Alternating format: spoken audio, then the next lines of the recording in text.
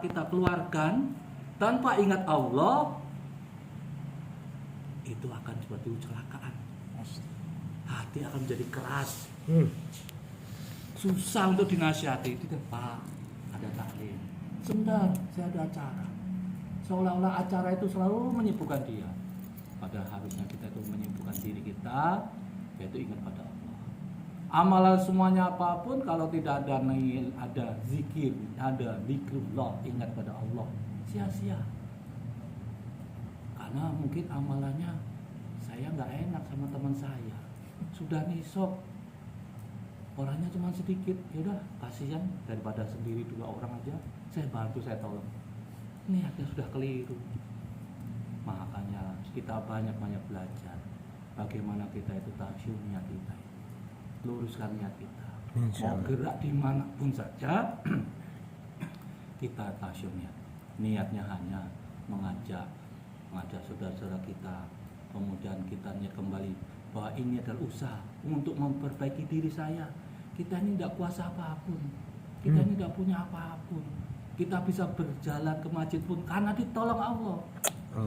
Karena kita bisa sujud pun karena ditolong Allah. Sehingga kita bersyukur. Kembali kita hidup ini adalah dari rasa sabar, syukur, tawakal. Itu aja, putar-putar aja itu. Inilah yang harus kita perjuangkan. Mungkin saudara-saudara kita memang belum bisa hadir memenuhi musola, yang mungkin musolanya sekecil ini pun nggak penuh-penuh. Tapi yang ramai penuh mungkin di alun-alun, mungkin di tempat keramaian, apalagi ini malam Ahad. Masya Allah, inilah tipuan dunia, inilah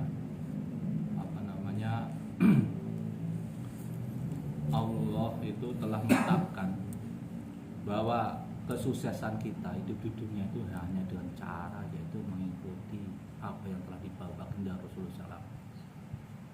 Kita ikuti perintahnya Rasulullah, perintahnya Allah.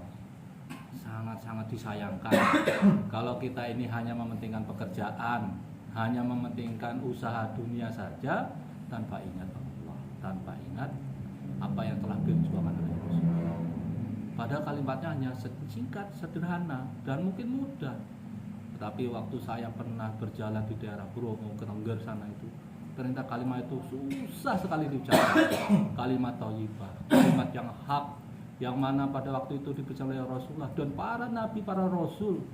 Hanya kalimat itu, yaitu mengucapkan kalimat la ilaha illallah. Itu aja susah sekali. Nah, mumpung kita ini diberi kenikmatan. Orang kata kalau orang itu sudah mempunyai kalimat la ilaha illallah di hatinya, itu ibarat kita itu beli tiket pesawat sudah dapat boarding tiket. Artinya dia itu sudah bisa untuk masuk pesawat. Tetapi kalaupun dia mempunyai uang banyak, mau masuk pesawat karena belum beli tiket, nggak ada tiketnya, ya nggak bisa. Karena apa? Kata kuncinya nggak ada. Surga itu dibuka dengan cara, yaitu dengan kalimat la ilaha illallah itu.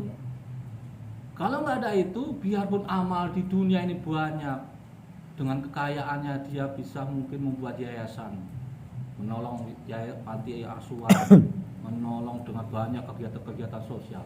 Tetapi karena dilandasi oleh kalimat la ilaha illallah, tidak mengharapkan ridho Allah, atau karena amal ini tidak dinisbatkan pada Allah, semuanya tertolak.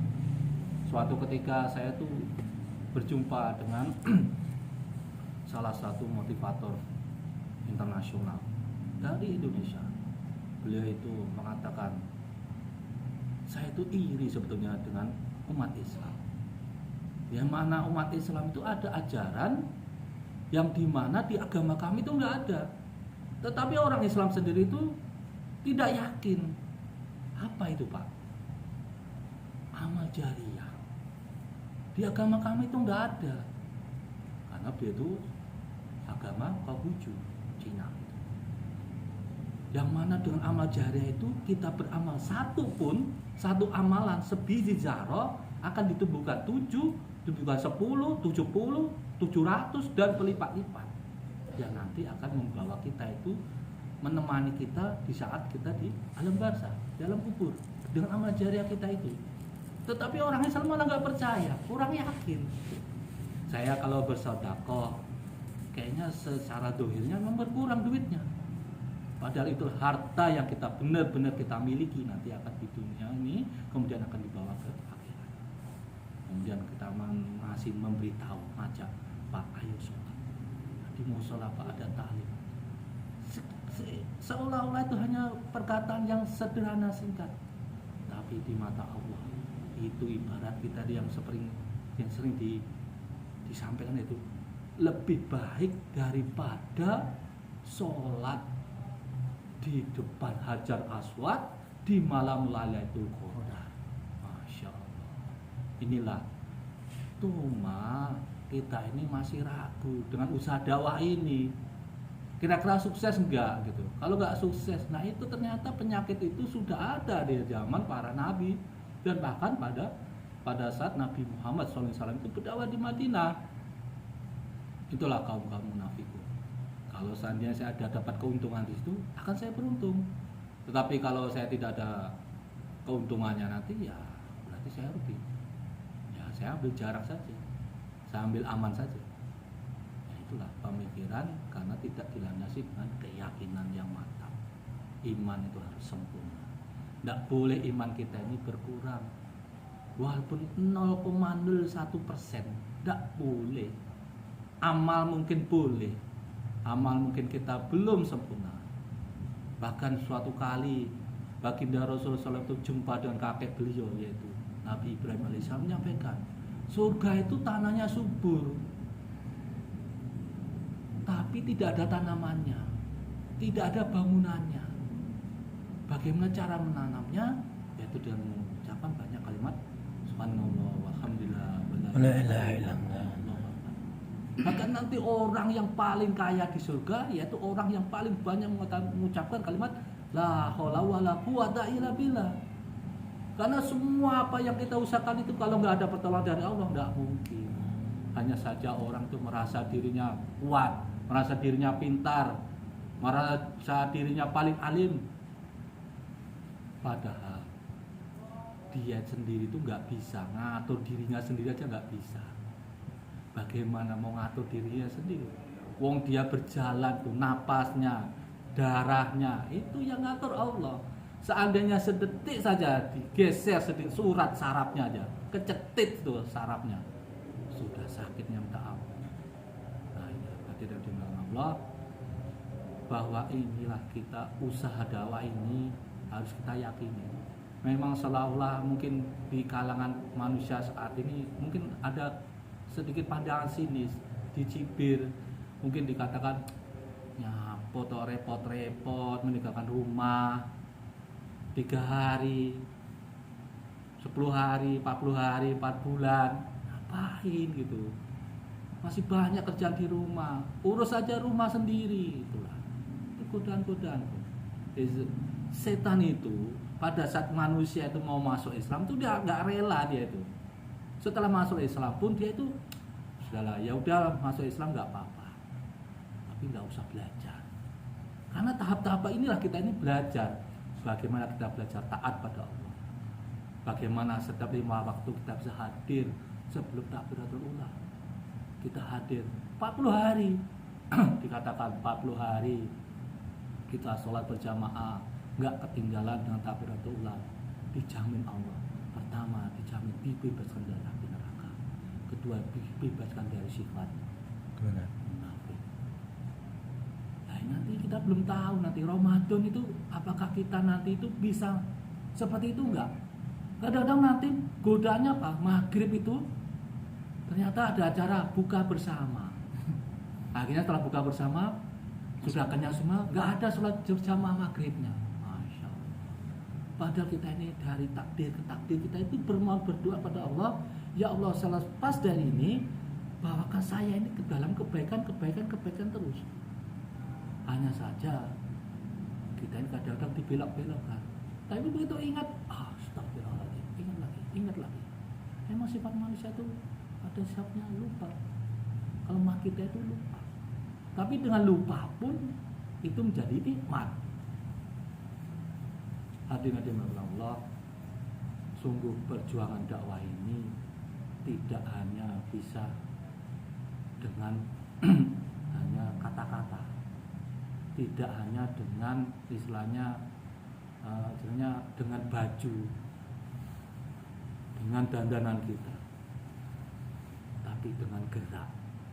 Kita bergerak bagaikan matahari yang menyinari, bagaikan mana kita ini memberikan apa istilahnya semangat, jazbah kepada saudara-saudara kita yang belum paham. Mungkin karena nggak tahu fadilahnya taklim, fadilahnya keluar 3 hari, fadilah-fadilah yang lain, akhirnya menganggap ya ada apa-apa, ada artinya, sangat disayangkan. Umur yang semakin banyak kita lepaskan waktu-waktu yang banyak lalainya itu, akhirnya kita nanti akan banyak-banyak menyesal. Makanya dari setiap napas yang kita hirup kemudian kita hembuskan itu, kita belajar mengoreksi diri. Apakah sudah saya ini dalam kebenaran? Mungkin saya sedang lupa, mungkin saya perkataan tadi menyakiti orang, mungkin saya belum menyayangi keluarga saya, mungkin sayangnya bukan hanya memberikan nafkah, tapi menyayangi mereka itu bagaimana keluarga kita bawa. Kita sebagai orang tua, sebagai laki-laki, tanggung jawab kita berat sekali. Sudah menafkahi, mencari pekerjaan, kemudian memberikan apa yang dibutuhkan keluarga kita, tapi masih ada tanggung jawab, yaitu membawa anggota keluarga kita itu, menjaga mereka dari siksanya api neraka. Anfusakum wa ahlikum nar. Bagaimana keluarga kita ajak bareng-bareng masuk surga. Jangan hanya bapaknya saja, tapi anaknya, istrinya, saudaranya, 40 rumah sekitar kita ini kalau bisa diajakin, didakwai. Walaupun mungkin nantinya tidak dianggap, mungkin dianggap sudah biasa, biarin aja lah, nanti juga capek-capek sendiri, nanti diem, ya biasa saja. Karena kita hakikatnya mendakwai diri kita. Bagaimana kita mendakwai, walaupun kita ngomong ke orang lain, hakikatnya itulah mantul pada kita sendiri kita. Semakin usahanya semakin kuat, semakin akan mantap juga, nancep dalam hati kita. Ibarat tukang itu akan menancapkan pakunya. Itu kalau cuma 1 kali lipat dengan palunya, tok, itu tidak akan kuat. Tapi bagaimana kalau paku itu menyambungkan antara kayu, 2 kayu, kemudian dipaku, cetok, berulang-ulang sampai dalam. Inilah latihan iman kita, latihan beramal kita. Semakin dalam digembleng, semakin dalam kita menghadapi ujian-ujian. Itulah artinya iman kita akan nancap semakin dalam hati kita. Kemudian dari hati akan keluar dengan perkataan lisan-lisan kita yang baik, lisan-lisan yang selalu saja kebaikan-kebaikan. Kalau lisannya kebaikan semuanya, nanti akan suasana menjadi baik. Kita akan membawa suasana dalam keluarga kita, suasananya dalam agama. Karena dengan suasana agama, insya Allah kondisi sekitarnya akan baik, akan mudah untuk mengamalkan agama. Karena dengan mengamalkan agama itu, akhirnya doa-doa kita akan jadi makbul. Sehingga doa-doa makbul, akhirnya Allah jauhkan kita dari segala macam bahaya, dari mara bahaya, bencana. Allah akan datang kita ini keberkahan di dalam keluarga kita. Anak mudah diurus, mudah untuk diajak ngaji, mudah untuk diajak beramal. Nah inilah yang kita perlu latih. Mungkin ini saja yang perlu saya sampaikan. Nah, ya mohon maaf ya dadakan ya. Masya Allah, saya ini kembali lagi, saya ini baru belajar juga, jadi mohon maaf kalau ada kata-kata yang salah.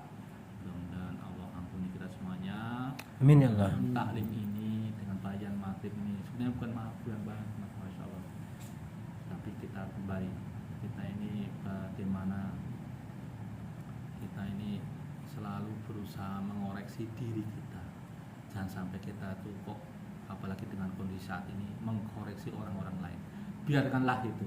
Itu juga bagian takdirnya. Orang Jawa itu bilangnya itu sawang sinawang. Di sawang mentang-mentang udah pakai jubah, udah pakai jenggot, terus nggak mau tegur sapa dengan tetangganya, merasa dirinya paling alim. Pada saat itulah kita ini sebenarnya tertipu. Sebetulnya dalam kondisi ketaatan, tapi kita merasa kita ini lebih daripada orang lain. Itu adalah tipuan. Kembali kita ini menganggap orang lain tuh mungkin dia akan lebih baik.